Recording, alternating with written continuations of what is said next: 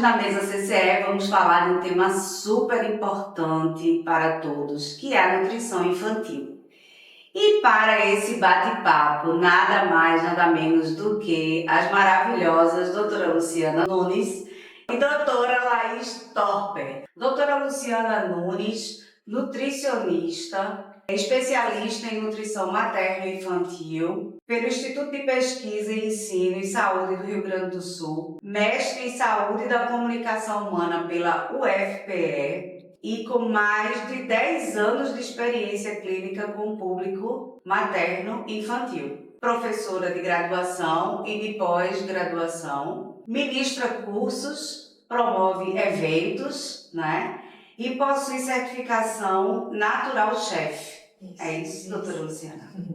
Doutora Laís Torper, nutricionista graduada pela UFPE, especialista em nutrição infantil, pelo Programa de Residência do INIP e idealizadora do projeto de educação nutricional Brincar de Nutrir, que busca ensinar bons hábitos alimentares de forma lúdica e interativa. Doutora Luciana, fale um pouquinho aqui pra gente da sua experiência, né? E o que motivou você a trabalhar com esse público infantil? Fala um pouquinho pra gente, Luciana. Perfeito, Alice. Eu desde a graduação já sabia que queria trabalhar com o público materno infantil, né? Mais voltado para crianças neurológicas. Eu tive um irmão mais velho que me acendeu aí essa necessidade de entender um pouco mais sobre nutrição infantil. Ele tinha casos de desnutrição, enfim, né, por algumas questões fisiológicas. Então, desde a graduação, eu já sabia o que eu queria, né? Então, já saí da faculdade, consegui ainda na faculdade um estágio curricular no EMIP, né? Que é um hospital de referência desses cuidados materno-infantis. E aí, depois da faculdade, já entrei em pós-graduação, mestrado, voltado para a nutrição infantil, né? Visto também que estamos vivendo em uma transição nutricional, né? Então, muitas crianças já com doenças de adulto desde essa infância, me fez aí querer trilhar por esse caminho. Que coisa maravilhosa, que bom. Doutora Laís, traga pra gente aí um pouquinho da sua experiência e também, por que nutrição infantil? Bom, quando eu comecei a graduação, né, eu sabia que eu queria nutrição, mas ainda estava meio em dúvida com relação à nutrição esportiva ou nutrição infantil. E aí, consegui me dedicar durante a graduação a essas duas áreas, né, com mais ênfase, com as monitorias ou com os trabalhos de extensão de curso, mas a vida também traz várias oportunidades pra gente, né, e eu sempre fui aquela pessoa de agarrar as oportunidades. Então, meu primeiro emprego foi numa escola. E isso fez com que realmente despertasse em mim esse interesse pela alimentação infantil ainda mais e consegui trilhar minha carreira, né? Minha carreira profissional é toda dentro de escola, então eu trabalho há muito tempo. A gente brinca que a gente é da velha guarda, né, Lu? Porque aí já são mais de 10 anos, acho que Mais 15, né? Na verdade 15.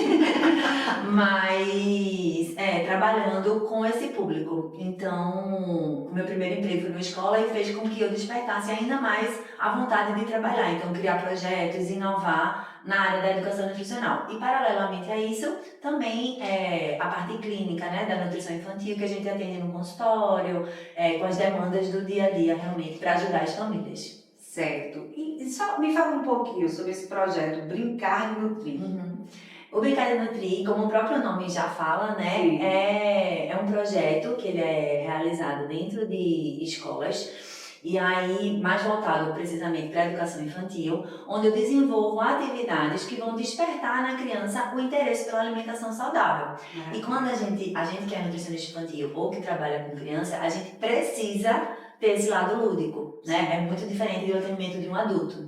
Então, o projeto, ele é justamente, são momentos, são vivências que vão despertar na criança o interesse pela alimentação saudável através de ludicidade, de brincadeiras, de momentos felizes. Então, isso vai criando na criança uma boa relação com a alimentação, que é esse o meu papel. Que maravilha, que maravilha.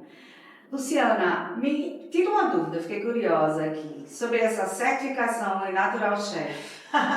É uma certificação onde a gente aprende a cozinhar de uma maneira mais saudável, usando geralmente matérias naturais, né? Sim. Um mínimo de industrializados e processados e transformando no alimento. Então, pegar um inhame, fazer através desse inhame, um molho branco para esse inhame, para um paciente que possa ser intolerante à lactose, tem alergia à proteína do leite de vaca, diminuir o consumo de glúten, né, nessa alimentação para aquele paciente que possa ter alguma intolerância, né, ou até a própria doença celíaca. Então é um curso que você se forma como natural chefe, é aquele chefe de cozinha, né, que ele vai estar ali trabalhando de forma mais natural, com os alimentos aí mais naturais possível, com o mínimo de intervenção aí de aditivos alimentares, de aditivo químico. Então é uma refeição mais livre do que aí mais industrializada. Então é usar realmente mais vegetal, fruta, verdura, que toda receita inclua geralmente um vegetal nessa receita. É isso. Que maravilha. Precisamos, né? E tem que educar os pais também. Verdade. Eu que trabalho em escola, né, assim, a maior parte do meu trabalho é dentro de escola, muitas vezes as crianças ensinam aos pais, né, como deve ser a lancheira, porque via de regra a gente acaba vendo ali um biscoitinho recheado, né, um suco de caixinha. Então, eu tenho o papel de fazer a criança chegar em casa dizendo, não, mamãe, eu não posso esquecer minha fruta. Entendi. Então, muitas vezes o caminho é o inverso, não é da família para a criança, é da criança para a família. E eu costumo também falar muito nas minhas consultas que as crianças, né, os filhos, vêm para melhorar a alimentação da família também. Muitas famílias acabam mudando seus hábitos alimentares em prol da criança. Então, é bem legal essa relação. E lembrar que esses pais, eles é que têm a função de estar adquirindo, comprando. Sim. Essa questão não é da criança, né? Se eu tenho em casa, se meu filho só come isso, mas quem foi que comprou? Né? Então a gente começar também, né, a levar essa sensibilização para esses pais. A gente sabe como mães que toda mudança ela traz, né, desconforto. Mas quem vai estar ali comprando, indo para o supermercado, adquirindo e tendo em casa, isso não é função da criança, é uma função da família, Sim, do adulto, sim. da rede de apoio, do cuidador, enfim. Então esse pai, essa mãe ou essa família precisa estar consciente de que não é função da criança, mas esse é um trabalho nosso, essa é uma responsabilidade nossa, Sim. enquanto adultos. Sim, perfeito, perfeito. Alimentação na primeira infância. Por que é tão importante, crucial, né, cuidar dessa alimentação na primeira infância, né, em relação ao desenvolvimento da criança? Pode começar. Desde o início da vida, até antes da concepção, né, quando a gente começa aí a cuidar dessa mulher que está se preparando, eu já vou estar formando como é que vai ser esse intraútero que vai receber esse bebê. Essa alimentação desde o início da vida, ela vai programar o indivíduo por toda a vida. A gente até usa muito um slogan que é os 1000 dias, né, que é gestação, primeiro ano de vida, segundo ano de vida, e a gente já sabe que esses 1000 dias hoje começam a ficar um pouco mais para trás quando a gente fala de preparo da mulher que vai engravidar, né, que seriam os 1100 dias. Eles vão programar o indivíduo pelo resto da vida. Então isso é muito novo, né? Antigamente a gente acreditava que uma criança ela seria obesa, diabética, hipertensa, assim se tivesse uma questão hereditária, né, genética. Sim. Sendo que a gente viu que hoje isso caiu por terra.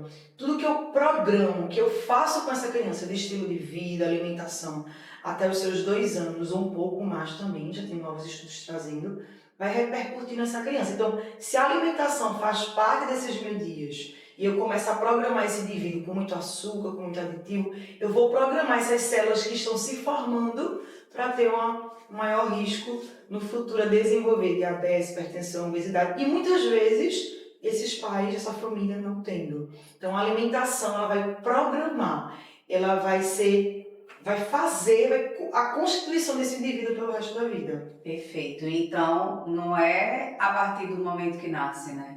Na realidade, já é antes, Já é a antes. concepção. E eu acho isso uma grande vantagem, na verdade, né? Que bom que a gente consegue modular isso, né? Que a gente tem Sim. esse poder. Porque se não dependesse da gente, né? A gente não teria como se fosse assim, um presente que a gente pode dar para essa criança que vai nascer, né? A gente tem uma alimentação adequada desde o período da gestação. Claro que outros fatores vão determinar ao longo da vida, né? Não é só exclusivamente esse fator. Mas se a gente pode intervir desde antes do nascimento, eu vejo isso como uma grande vantagem, né? Um ótimo presente que a gente pode dar para os nossos filhos ou para as crianças. Certo. E então me tira uma dúvida. A gente associa muito a criança quando está lá e você levar para uma consulta, um aconselhamento nutricional. Mas a mulher também, quando está grávida, ou quando ela pensa em engravidar, ela já pode fazer esse aconselhamento. Perfeito, isso. Já existe isso é uma prática em consultório. Isso.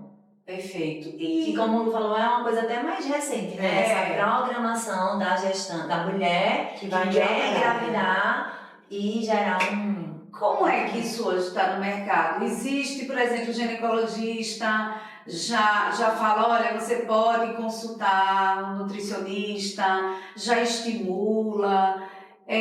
Isso já é uma prática hoje, já acontece? Qual é o percentual que vocês recebem? Vocês estão vendo um crescimento dessa consciência, da importância e da possibilidade que existe? Como é que está no mercado? Eu não atendo gestante, Lu faz essa parte, tanto materna como infantil. Mas assim, do que eu vejo, né, das minhas amigas e de outros profissionais, é uma área recente, né, mas é uma área que está muito em alta. Inclusive, é um dos temas, assim, bem procurados, né, que é essa nutrição para a fertilidade. E aí eu acho que Lu vai falar um pouco então, mais. assim, até os mais recentes estudos, né, eles já estão orientando essa alimentação melhor desde antes da concepção. Preparar esse ambiente intrauterino, preparar esse corpo, né, saber como é que está nutricionalmente falando, suplementação, enfim. Então, vem através, sim, dos médicos, né, principalmente aqueles médicos de fertilidade, ginecologia, eles já orientam buscar o nutricionista, como a própria sociedade. A gente vê, Alice, o curso de nutrição, né? A nutrição hoje está em todo mundo. Sim. Né? Então a própria sociedade também é um trabalho ainda de formiguinha, né? É um trabalho de semente, mas a gente já vê que, comparando a minha graduação aí quase 20 anos atrás, como a nutrição realmente já está dentro dos consultórios médicos, dentro dos profissionais da área de saúde, como sendo base para o início, por exemplo, de uma gestação. Então, como você falou, em percentual ele é crescente, não é do que a gente espera, mas ele é crescente e sim, tanto os médicos que trabalham com fertilidade, como os médicos os obstetras, eles já têm encaminhado para o nutricionista, sim. Maravilha, isso é muito bom, tem que divulgar, né? Bom, né? Com certeza. Construção de hábitos saudáveis. E aí, quais são os principais erros? Como é que a gente pode ajudar esses pais? Então, quais são os principais erros ou talvez as principais orientações, né, que eles precisem ter para que não cometam erros em relação à nutrição? Como é que eles podem ajudar as crianças a serem mais saudáveis e a não desenvolverem doenças crônicas, né, como hipertensão, diabetes? O que é que se pode fazer? Me fala, Laís. Falando sobre esse primeiro ano de vida, né? Falando aí sobre a introdução alimentar, o começo de tudo. Eu acho que a Lu até começou a falar sobre isso, sobre essa divisão de responsabilidades, que é super importante nessa primeira infância. O papel é do adulto, né? No caso de comprar, de preparar, de apresentar essa alimentação. E a responsabilidade da criança é comer na velocidade que achar interessante, seja com a mão, seja recebendo a comida na colherzinha. Eu acho que o mais importante é a gente trazer essa alimentação, a gente conduzir essa alimentação de forma leve, natural e espontânea. Quando a gente começa a querer exercer estratégias de pressão para a criança comer mais, quando aquela família se apega muito à quantidade e não à qualidade, eu acho que é quando os erros começam a surgir. Porque é você querer que a criança coma mais, só mais uma colherada, ou aquelas colheres muito grandes. Só mais um pouquinho. Só mais um pouquinho. E aí bota aquela colherada grande, às vezes, né? Então, quando a gente começa a exercer essas estratégias de querer aumentar o volume da refeição, eu acho que é quando começa a maioria dos erros, né? Uma sequência de erros aí que vem em não respeitar a fome e saciedade da criança, em não respeitar a linguagem corporal do bebê, né? Que às vezes está assim, virando, não fala, mas está virando o rostinho, já está empurrando a comidinha, já está dando sinais de que não, ou que não quer, ou que naquele momento não tá legal, né? Aquela refeição já está suficiente. Então, além disso, acho que ao longo da vida tem vários outros, né? Mas falando do comecinho aí, eu acho que começam a surgir quando a família está muito preocupada a quantidade e não a qualidade. Sim. Lu, o que é que você pode... E lembrar que a formação de hábitos alimentares, né, do hábito alimentar, ela é muito complexa. Comer não é fácil, envolve uma série de fatores. E introdução alimentar, quando a gente fala em introdução alimentar, a gente pensa 6 meses. Mas a introdução alimentar ela dura 1 ano e meio, é até pelo menos os 2 anos da criança. Então, a formação de hábito alimentar, como a gente mencionou, ela vem desde a gestação, aleitamento materno, introdução alimentar, né? E aí começa até esses 2 anos. Então, como eu vou conduzir, o que eu vou oferecer, como é que eu vou estar ali diante daquela criança, se eu vario o cardápio, se eu sou modelo, se eu respeito, né, como a Laís falou, né, esses sinais aí de saciedade, vai determinar essa formação de hábito alimentar. Então, a formação de hábito alimentar não é algo assim do dia para a noite. É uma construção, tá? Que vai pelo menos por 2 anos ou mais da criança. Então, envolvendo a gestação, amamentação, introdução alimentar, os alimentos que são oferecidos, cardápio. Então, é algo mais complexo. Entendi. E a formação desses pais é bem importante, né? Até para entender, por exemplo, se a gente fala em vitamina, ingesta de vitamina para essa criança. Tá, eu tenho essa fruta, a criança não gosta do sabor, o que é que eu posso substituir? Qual é a quantidade que ela precisa para que de fato ela esteja bem nutrida? Então, tudo isso eu acho que é bem importante, né? Isso. Que bom, que bom. Então, existe relação entre a alimentação na primeira infância e o risco de desenvolver doenças crônicas no futuro? Sim, existe. Vocês já trouxeram isso, inclusive, na vida intrauterina, né? Nem só na primeira infância. Mas, se formos pensar assim, nos riscos de doenças crônicas que são a hipertensão, diabetes,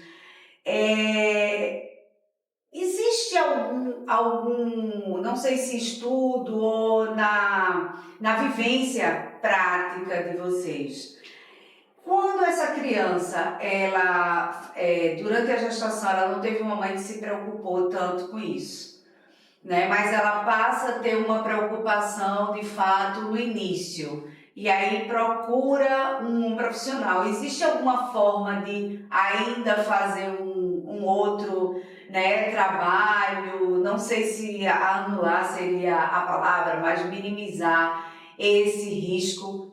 Isso não só na primeira infância, mas se a gente pega um pouquinho depois essa criança, ou a qualquer momento, a gente consegue minimizar esses riscos. Como é que a gente pode trabalhar isso? Quando a gente fala sobre programação, é quando tudo que está planejado, né, muitas vezes acaba sendo melhor, porque tem mais tempo para a gente conseguir organizar isso. Sim. Porque as células já vão estar lá, né? Então, aquela criança que teve uma gestação, né, no caso a mãe teve uma gestação, que teve um excesso de grande peso, aquele bebê que nasceu maiorzinho, que já teve um excesso de peso também, possivelmente, não é que vai ser, mas possivelmente vai ser um adulto que possa ter um pouco mais de dificuldade nesses processos de emagrecimento, ou aquelas pessoas que sofrem com aquele efeito sanfona, sabe? Então, assim, possivelmente. Por quê? Porque as células de gordura estarão lá no seu corpo, né? Já foi programado dessa forma. Mas, com a intervenção nutricional, a gente consegue sim melhorar isso e fazer transformações, né, no corpo tanto da criança como do adolescente e por aí vai. Perfeito. É isso? É isso. Não é uma sentença, né? Sim. Então, a partir do momento que a gente resolve mudar, em qualquer fase da vida, a gente vai estar desenvolvendo aí, né, uma massa muscular melhor, já foi enfim, adolescência. Então, não é uma sentença. A gente tentar seguir, claro, sempre do início da melhor maneira, mas se não conseguiu, não deixe de buscar ajuda, que a gente consegue sim ainda reverter algum exame que possa ser alterado, ou até prevenir o surgimento ainda de algumas doenças. Maravilha, sempre há tempo, né? Sempre há tempo. Atentos que sempre há tempo. Vamos lá, desafios e soluções, tá? Hoje é um tema muito atual.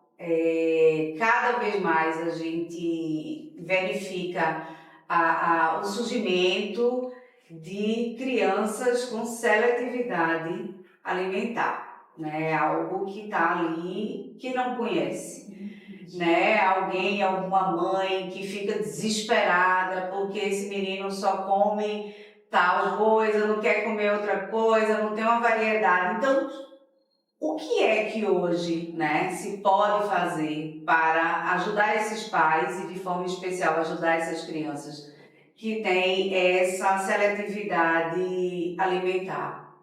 Cada criança que não come, Alice, ela tem uma história, né? Então, não existe apenas um único motivo para aquela criança não comer. Então, a primeira questão que a gente precisa é identificar o porquê que a criança não come. Então, uma criança que passou por um processo de refluxo, tem memória daquela dor que dói, é uma criança que foi alérgica, teve muitas cólicas, não é uma criança que tinha uma babá que ela gostava muito, que a babá foi embora e aí ela gerou nela essa questão comportamental, né, de diminuir a ingesta, identificando em uma consulta com a nutricionista, em uma avaliação, qual é esse perfil da criança que não come, a gente vai começar a traçar. Então, se for algo comportamental, se é algo que ela não tem uma boa relação com a comida, vamos fazer o projeto de Laís Ricardo Nutrir.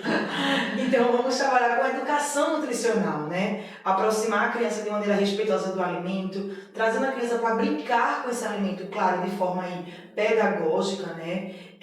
Entendendo essa dificuldade, aproximar de maneira respeitosa, fazendo com que ela tolere esse alimento, interaja, cheire, toque, aí, pra, a partir daí começar a provar e começar a comer. Então, o que a gente traz como orientação inicial é buscar um nutricionista especialista, né, em nutrição infantil, traçar o perfil dessa criança que não come. A partir daí a gente vai começar a trabalhar com ela. Não, é uma criança que tem algo sensorial, né? Então vamos trabalhar aí junto com o terapeuta ocupacional. É algo de mastigação, uma criança que consumiu muito alimento liquidificado e não evoluiu em mastigação, então vamos estar trabalhando um trabalho interdisciplinar com uma fono.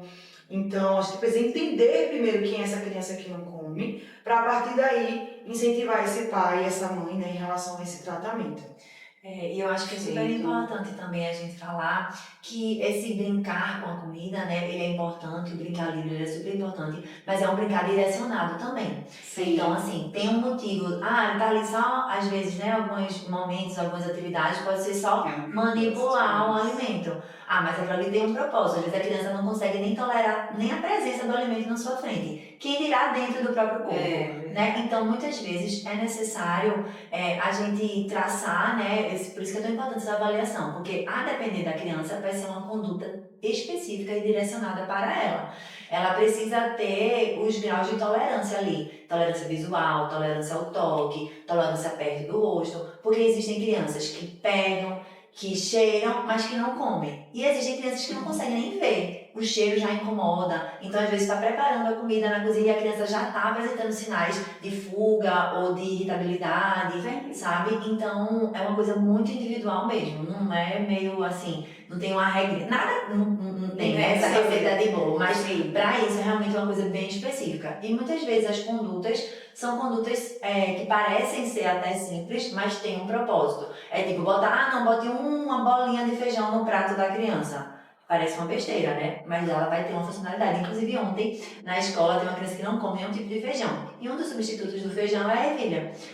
E aí eu disse, então vamos botar a ervilha? Ela disse, mas eu não gosto. Eu disse, tá bom, então eu vou botar 2 bolinhas de ervilha aqui no cantinho do seu prato. Aí eu até brinquei, vou deixar essas 2 ervilhas aqui de castigo pra você, se você achar, se sentir corajosa pra provar, você prova. Se não, você não come. Aí depois que terminou o almoço, ela, aquela lá, eu comi as 2 bolinhas, semana que vem eu vou comer 3, tá? Então assim, parecia nada, né? Não, vou só botar essa bolinha aqui de ervilha. Mas teve um propósito e que inclusive deu certo. Então são essas orientações, assim, que parecem ser super simples, mas que é um desafio, né? Mas sem imposição, de forma lúdica, você vai estimular. É um brincar sério, assim, né? É um brincar com seriedade. Pra criança é só brincadeira, mas pra gente sempre vai ter um propósito. Perfeito, perfeito. E aí você já acabou de trazer aí esse exemplo que foi na escola, né? Porque a questão em casa talvez eu tenha um acompanhamento maior, né? Eu tenho um cuidador, eu tenho uma babá, eu tenho a própria mãe ou a avó, que tem um papel muito importante, né, de apoio. Mas na escola, aquela escola que não tem o privilégio de ter uma Laís, né? Como é que a gente pode trabalhar isso, essa parceria escola com os pais? Então, Qual seria a dica, No Laís? caso, para as escolas, você diz? Sim, para os pais e escola, porque eu acho que é uma parceria, né? Essa Sim. criança que sai de casa e vai para a escola, né? Que ela tem todo um cuidado quando ela tem a seletividade. Sim. E quando ela vai para a escola e que não tem um apoio, Sim. né? Assim, eu acho que é tudo muito relativo com relação a isso, porque a criança que tem dificuldade alimentar, você não vai simplesmente achar que a escola vai fazer um milagre de fazer aquela criança comer, né? Então, muitas vezes a criança que tem seletividade alimentar pode se enquadrar bem em levar a alimentação de casa, a depender do grau aí dessa dificuldade, do grau de tolerância dessa criança. Então, não é funcional, né? Não é interessante a ideia de, o que tiver lá ela come, ou então, se não comer, não comeu. Essa questão eu acho que pode ser um pouco perigosa, sabe? Porque senão a criança vai ficar ela tá almoçando, significa que ela vai passar o dia todo na escola. Então ela não vai lanchar, não vai almoçar, não vai ter o lanche da tarde também. Então a gente precisa, né, encaixar a alimentação adequada para aquele momento. Então isso é um dos papéis da nutricionista também. É dentro dos alimentos de conforto da criança montar um cardápio que seja eficaz e que seja, né, eficiente para aquela criança e também saudável. Então eu acho que as famílias têm que entender isso, né, de sempre colocar ali aquele alimento de conforto da criança perto de um alimento que talvez ela ainda vá conhecer ou que ela ainda não gosta, mas que está perto de gostar. Sabe, um alimento que é muito difícil da criança comer, a gente não vai simplesmente, vou colocar aqui, se ela comer, comeu, ou então vou ver se ela come, porque vai estar na escola. Não vai acontecer, sabe? Tem todo um trabalho. Então, eu acho que a gente tem que ali estar sempre, para as famílias, né? Tá sempre fazendo essa combinação de alimentos preferidos com alimentos que ainda vão se tornar amigos. Então, eu acho que esse é um caminho legal. E eu acho também que é importante os pais conversarem, né, com a escola. Isso, informar. Existe informação, está passando por esse processo, então como é que a gente pode aqui unir forças, né? Isso acontece muito também. Existem, apesar de na escola serem grupos, né? Sim. Cada criança tem suas particularidades. Então tem crianças vegetarianas, tem crianças que não comem proteína animal. Então a escola, no caso, né, a cozinha ela vai estar ali preparando. Tem criança que come ovo com proteína. Então ela não come nem frango, nem carne, nem peixe, mesmo que tenha disponível. Então sempre é preparado o ovo daquela criança, seja cozido ou seja mexido.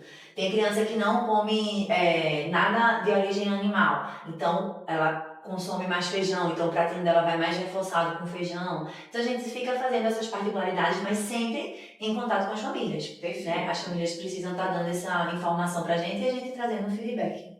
Ótimo. É isso? É isso. Tu também tem vários pacientes, né? Que estão nas escolas. Inclusive, que a gente fala muito assim, mesmo não tendo um nutricionista na equipe escolar, né, a escola não pode se ausentar da importância que ela tem no caminhar na alimentação da criança, porque a alimentação também faz parte da educação. Sim. Né? Então, é um trabalho de formiguinha, a gente ainda levar essa importância do nutricionista dentro da escola, os benefícios que esse nutricionista vai trazer estão dentro dessa escola, mas se a escola não tem o nutricionista, ela não pode se ausentar completamente disso. E até o próprio professor, né, a pessoa que está ali com a nutrição, ela não é só do nutricionista, ela pode ser também do educador, que vai estar ali falando sobre pirâmide alimentar, sobre alimentação saudável, incentivando, né, contando uma história, trazendo para o lado mais lúdico. Agora, claro que tem o papel, né, o nutricionista nessa escola, a gente vai ter um trabalho mais aí direcionado, individualizado, personalizado e mais forte. Mas lembrando também que o educador, ele pode estar levando informação sobre a alimentação saudável. Pode e deve, né? Inclusive, se a escola se propõe a ter o integral, que é passar o dia todo na escola, a criança vai fazer mais refeições na escola do que em casa, porque veja, tem o lanche, o almoço e o lanche da tarde. Então, assim, como falou, não tem como simplesmente fechar os olhos e deixar pra lá. É muito importante realmente esse olhar para a criança de uma forma integral, né? Da criança da forma global e não simplesmente conteúdos e questões pedagógicas, né? É um todo, a formação da criança como um todo. Falando aqui do papel do nutricionista de forma mais ampla, né? Qual a importância de um profissional especializado em nutrição materno-infantil na orientação de pais e cuidadores? Eu costumo dizer que o nutricionista, né, só de a graduação é o profissional que mais sabe de alimentação. Sim. Quando eu consigo me especializar e ter esse nicho de materno-infantil, a minha orientação ela vai ser ainda mais pertinente, né, e valiosa e fundamentável. Então, qual é a minha importância hoje na sociedade, né, como uma nutricionista especialista em nutrição materno-infantil? É levar para essas famílias que tudo que eu faço nesse início da vida vai repercutir para essa criança como um todo. E se eu sou especialista, eu sou detentora das maiores e maiores informações. Então eu consigo, através de um atendimento domiciliar, estar ensinando como conduzir essa alimentação, eu ensino a cozinhar, eu ensino uma receita saudável, eu planejo um cardápio da melhor maneira para essa família, para que ela leve mais saúde para essa criança desde esse início da vida. Maravilha. Como nutricionista, Laís pode atuar de forma interdisciplinar com outros profissionais da saúde, como pediatras, educadores, né, os terapeutas ocupacionais, de que forma?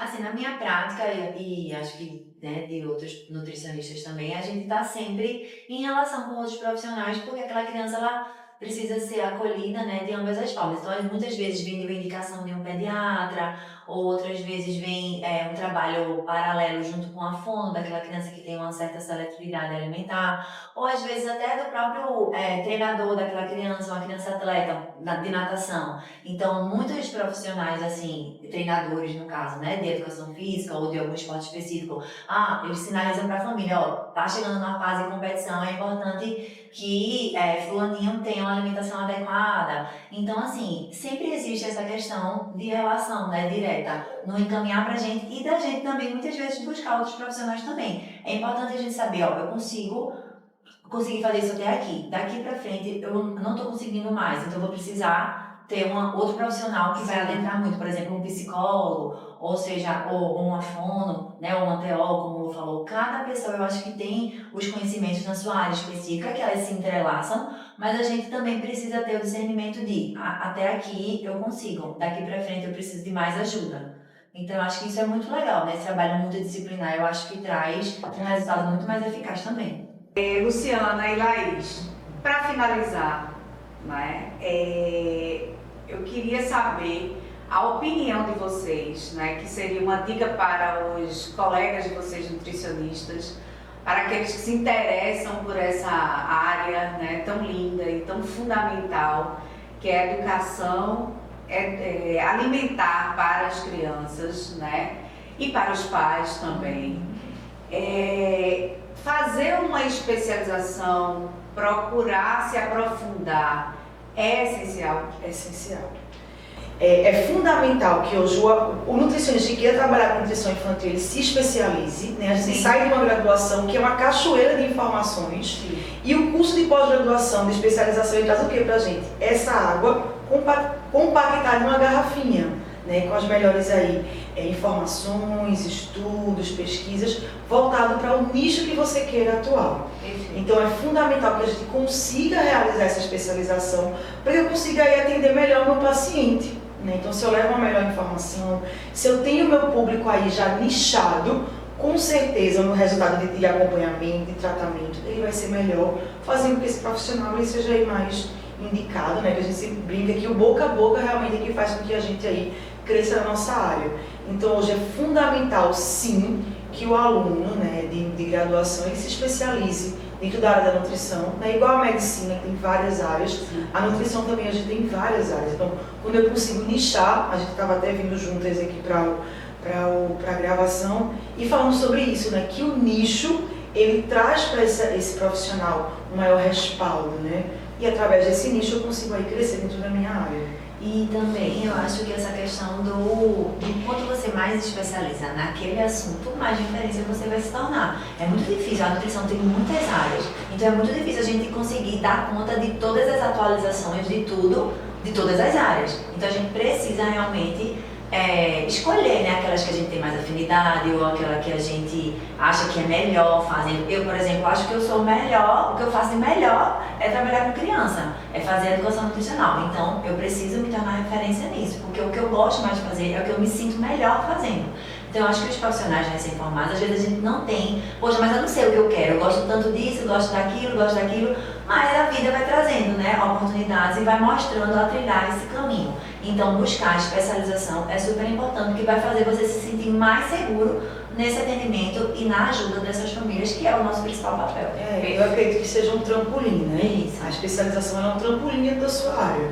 Ela consegue te levar a voos maiores, né, dentro da área da sua escolha. E com certeza a pessoa que faz uma especialização, ela vai ter muito mais respaldo, muito mais conhecimento técnico, que é o mais importante, e científico, do que aquela pessoa que não tem.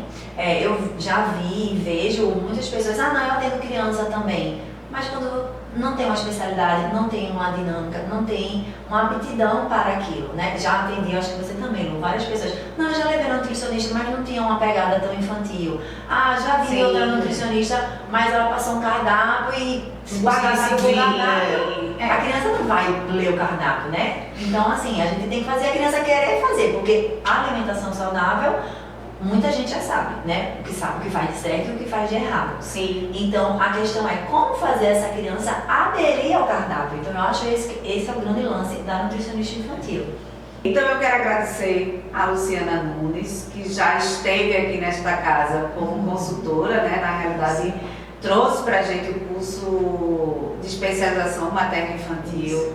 Luciana, é um prazer estar aqui com você. Muito obrigada por emprestar seu tempo aqui, que eu sei que sua agenda é muito corrida. Laís Topper, muito obrigada por você estar aqui. Eu sei também a correria da sua agenda, mas obrigada, vocês contribuíram muito, né? E eu tenho certeza que daqui muitos esclarecimentos já estarão aí em várias casas, com os pais, com profissionais.